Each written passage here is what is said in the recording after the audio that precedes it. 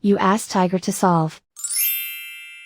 This deals with linear equations with one unknown. The final result is x equals 32. Let's solve it step by step. Simplify the expression. Expand the parentheses.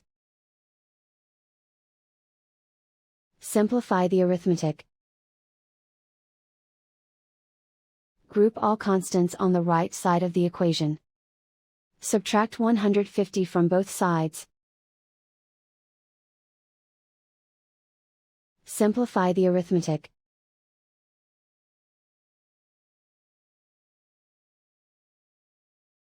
Isolate the x.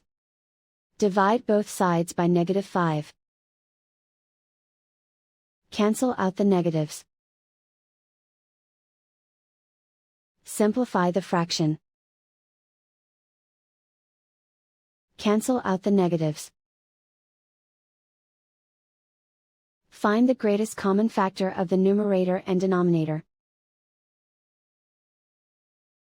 Factor out and cancel the greatest common factor.